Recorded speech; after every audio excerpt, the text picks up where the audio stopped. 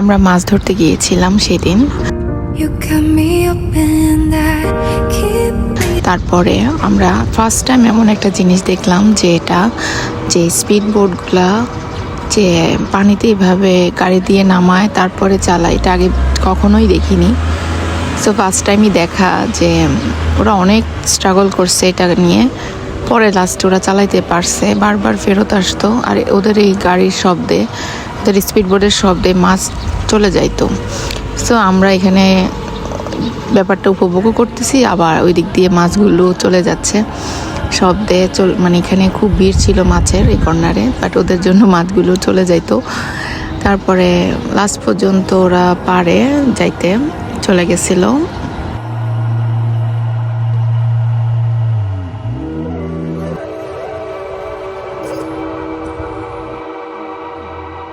আমাদের আবরার ঠাস করে পড়ে গেছে, আমাদের অনেক অনেক হাসি পেয়েছে। ওর আব্বুর মেজাজও খারাপ হয়ে গেছে, বলতেছে যাও তুমি সাবধানে দাঁড়াও, তুমি ব্যথা পাচ্ছ।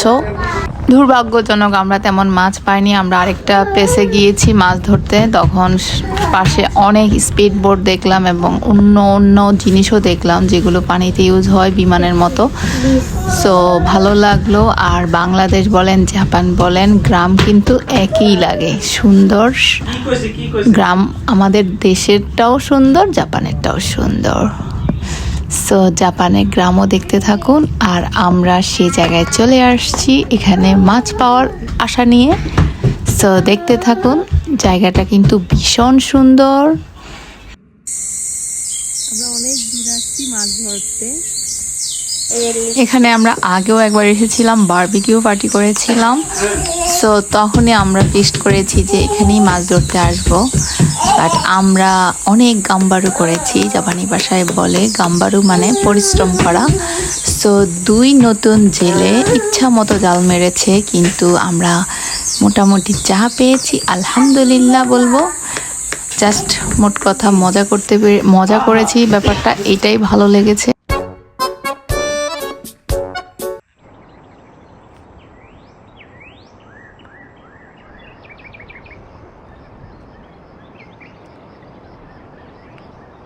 জোহান বাবা এখানে বসে বসে প্রকৃতি উপভোগ করতেছে। তারপর আমাদের জোহান বাবু ধৈর্য চলে গেছে, সে কিছুক্ষণ পরে কান্নাকাটি শুরু করছে। আর আমি তো এখানে কিছু ভিডিও ছবি তুলতে ব্যস্ত। তো আমি কি করেছি, আমার একটা পুরান লিপস্টিক ওর হাতে দিয়ে দিয়েছি। ও লিপস্টিক দিয়ে ইচ্ছা মতো ওর মুখে, হাতে, পায়ের চুলে লাগাইছে।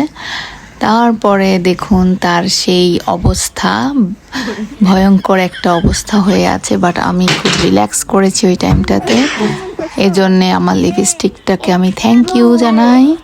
আমার সেই ভিডিও ক্লিপসগুলো আপনারা দেখেছেন টিকটকের মাধ্যমে, সরি রিলস ভিডিওর মাধ্যমে। ওকে, আমি কিছু রিলস ভিডিওতে কথা বলতে গিয়েছিলাম, বাট আমি লজ্জায় পারি নাই, ওগুলো নিয়ে আমরা হাসাহাসি করতেছিলাম। You got me open and I keep bleeding, I keep bleeding love. I keep bleeding, I keep bleeding love. Keep bleeding, I keep bleeding love. You got me open and I. ওরে Johann পড়ে যাবে। তারপর আমাদের জেলে বাবু তো পানিতে একদম ডুবাডুবি অবস্থা, জাল আটকে গেছে পাথরের মধ্যে। অনেক কষ্টে জালকে উদ্ধার করে আবার অন্য জায়গায় ট্রাই করা হয়েছে। তারপর আমি একটু ট্রাই করতে চাইছিলাম যে দেখি, মনে হয়েছে অনেক সহজ, কিন্তু বাস্তবে ভাই কি যে কঠিন, এটা এত সহজ না। অনেক ফান লাগে আমার মাছ ধরতে, ভালোই লাগে। নেক্সট টাইম বড়শি ইউজ করব।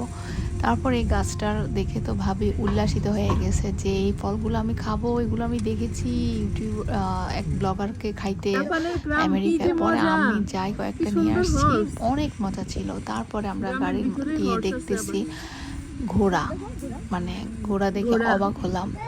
দেখলাম যে এখানে রেস বা কোনো কিছু হয়তো বা ঘোড়া চালানো প্র্যাকটিস করা হয়। এটা একটা দেখলাম একজন ঘোড়া চালাচ্ছে, ভালোই লাগলো দেখে যে ডিফারেন্ট আনএক্সপেক্টেড জিনিস গ্রামের আশেপাশে দেখতেছি, ভালোই লাগে, যেটা জীবনে দেখি নাই।